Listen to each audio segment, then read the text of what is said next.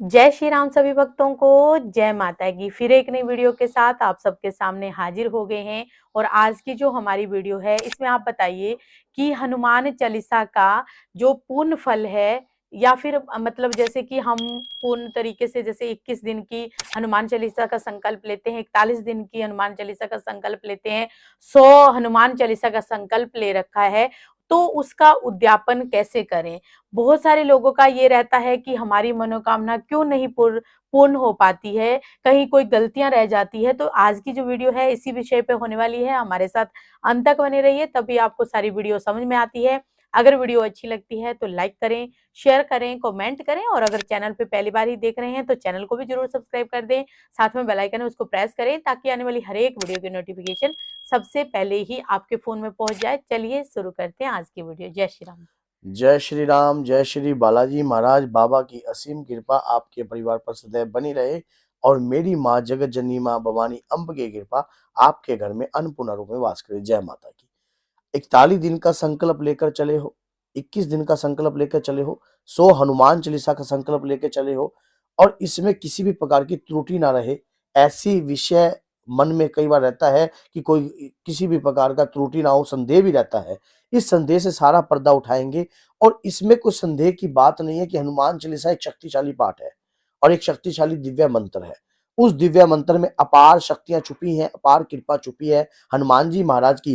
कहते हैं कि कलयुग में अगर हनुमान चालीसा को सच्चे मन से पढ़ा जाए और सच्चे मन से उस नित्य नेम उनका पाठ किया जाए तो वह व्यक्ति जो है कृपा का पात्र बन जाता है। इसमें कोई संदेह नहीं है, सच्चाई है। तो आज मैं आपको बताऊंगा, अगर आपने इस प्रकार का संकल्प लेकर चले हो आप कि मैं 41 दिन तक 100 पाठ करता हूं और उसका हनुमान चालीसा का, और ताकि उस और लास्ट टाइम पे मुझे उसका जो उद्यापन है वो किस प्रकार से करना चाहिए। देखिए, हनुमान चालीसा का जब आप पाठ लेते हो तो इसमें कई बार ऐसा भी आप लेने से पहले इस प्रकार का प्रण ये भी लेना चाहिए कि मैं पाठ को खुले तौर पे करूंगा। खुले तौर का मतलब ये होता है कि एक जगह बंद कर एक जगह एक स्थान पर नहीं करूंगा। इस प्रकार की कई लोग त्रुटि कर देते हैं कि वो कहते हैं कि पाठ करते हैं तो अचानक उनके बीच में कहीं उनको जाना पड़ जाता है या किसी जगहों पे पहुंचना पड़ जाता है, तो वो कहते हैं कि अब वो फिर डबल माइंडेड हो जाते हैं कि पाठ वहां बैठ कर किया जाए या कहीं भी कर सके। तो ये करने से पहले आप इस चीज का संकल्प लेके चले कि पाठ को मैं खुले तौर पर करूंगा, यहाँ भी कर सकता हूँ, ताकि अपना कहीं काम जाता हूँ तो होटल वगैरह में बैठा हूँ या कहीं भी जा रहा हूँ, अपने आप को शुद्ध कर कर शुद्ध विचारों से मैं पाठ को नित्य जाप करूंगा। तो इसी प्रकार से भी आप पाठ को कर सकते हो संकल्प लेने से पहले।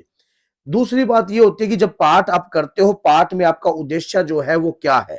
अगर आप किसी भी दिव्य शक्ति का आह्वान कर रहे हो, कोई भी मंत्र को ज्ञात कर रहे हो, कोई भी मंत्र की शक्ति का आह्वान करते हो, तो आपका उद्देश्य जो है वो क्लियर होना चाहिए कि मैं जन कल्याण हेतु इस कार्य को कर रहा हूं या अपने परिवार की रक्षा हेतु इस कार्य को कर रहा हूं।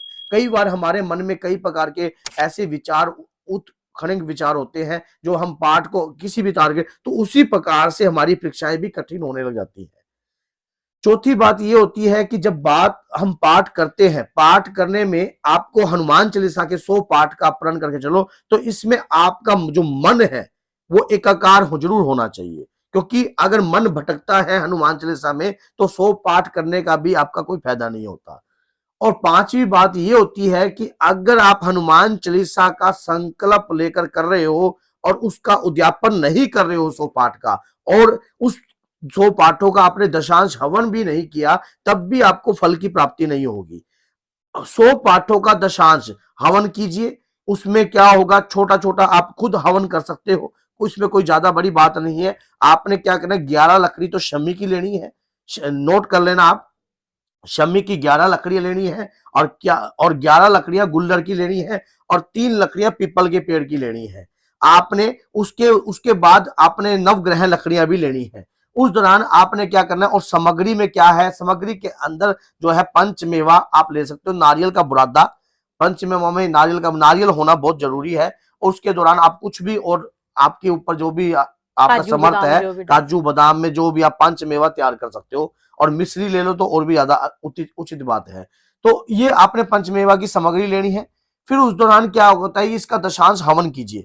हवन करने के दौरान आपने जो भोजन है, जो 11 पूरियां बनानी है, 2 सब्जी बनानी होती है, और आपने हलवा बनाना होता है, 2 लड्डू, पान के पत्ते पे तुलसी दल रखकर और केले, इस प्रकार से आपने थाली निकालनी होती है बाबा के नाम की, और बाबा के नाम की थाली निकालकर उसे अग्यारी पर भोग देना होता है। अगर उस समय अग्यारी नहीं होती तो हवन में दे सकते हो आप। फिर उसके दौरान क्या होता है कि 12 साल का कोई बच्चा, अगर 12 साल से जितना भी नीचे बच्चा हो, ब्राह्मण वंश का बच्चा हो या कोई लड़का हो, और उसको आपने उसके वस्त्र, या वस्त्र नहीं दे सकते तो 1.25 मीटर आप उसको, मान लो जैसे कि लाल रंग का कपड़ा, वो उसके किसी काम का नहीं रहेगा, तो आप इससे अच्छा तो उससे उसके वस्त्र का नाप ले लीजिए, वस्त्र दीजिए, और उसके मान लो वो अच्छा, उसको अच्छा लगे ऐसे वस्त्र आप प्रदान कीजिए। अगर वस्त्र कई लोग नहीं दे सकते तो आप एक परना देकर, और एक थाली में वैसे भोजन जो है, भोजन के लिए उसको जिमाइए घर में, और उस जिमाने में आपको उसमें लड्डू, बेसन के लड्डू भी होने चाहिए, और वो जो मोतीचूर के लड्डू भी होने चाहिए, और पान भी होना चाहिए, और मीठा पान होना चाहिए, और केले भी होने चाहिए, और साथ में 11 पूरियां जो हैं, आप उस ब्राह्मण वंश के बच्चे को अपने 11 पूरियां भी देनी है, और उस दौरान उसका उसका आप दक्षिणा भी आपने देनी है। दक्षिणा आप अपने समर्थ के अनुसार दीजिए, उसका पूजन कीजिए, तिलक लगाइए, सिंदूरी तिलक हनुमान जी का, और उसको लगाइए। और उसके दौरान क्या करना है, आपने कम से कम ये लगा लिए 11 तुलसी के पत्ते की माला बनानी है, और उस लड़के का हाथ लगवाकर आपने हनुमान जी महाराज के श्री चरणों में लगानी है, हनुमान जी महाराज के श्री चरणों में लगानी है।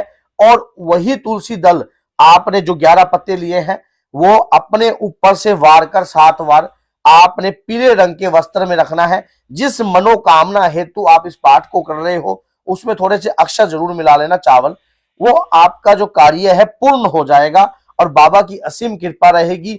और जो आपने 100 पाठों का संकल्प लिया है, अब उसके दौरान आप उसका दशांश निकालना आपका कार्य है। अगर रोज के 100 पाठ कर रहे हो तो आप 41 दिन या 21 दिन की साधना कर रहे हो, या 11 दिन की साधना कर रहे हो, तो दशांश आप स्वयं निकालिए, जो 10% होता है उसका हवन आपने करना है। और हवन हनुमान चालीसा से ही करना होता है, जैसे कि हनुमान चालीसा की श्री गुरु चरण सरोज रज, समझ गए, एक एक चुपाई करके आप अंतर से मन से स्वाहा, समझ गए, फिर अगला दुआ कीजिए, फिर ऐसा कीजिए। इस प्रकार से दशांश हवन कर सकते हो आप। नहीं तो अगर आपको दशांश हवन का ज्ञान नहीं है तो आपने क्या करना है, एक हनुमान चालीसा का भी हवन कर सकते हो आप। उस दौरान अगर हनुमान चालीसा का भी आपको पूर्ण रूप से नहीं पता कि हवन कैसे करना है, तो आपने ओम सीताराम की माला से भी हवन कर सकते हो, ओम सीताराम स्वाहा, समझ गए।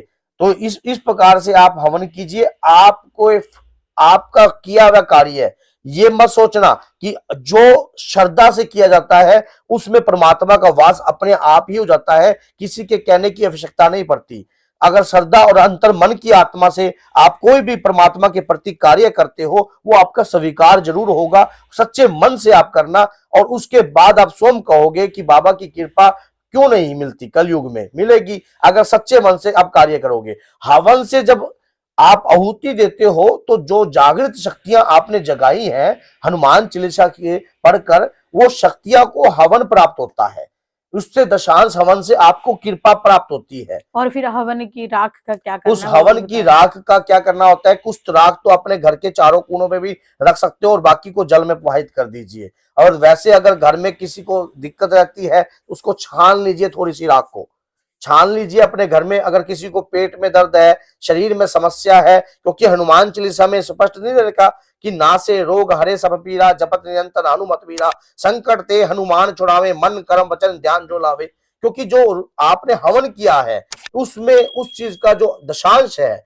उसमें दशांश के माध्यम से एक पुरुषार्थ इकट्ठा हो गया है, उस पुरुषार्थ से कृपा तो मिलनी ही मिलनी है। तो बोलिए जय सीताराम, जय श्री बालाजी महाराज। बाबा आपकी हर साधना को पूरी करे और आपके घर से दुख और दरिद्र को दूर करे। जय माता।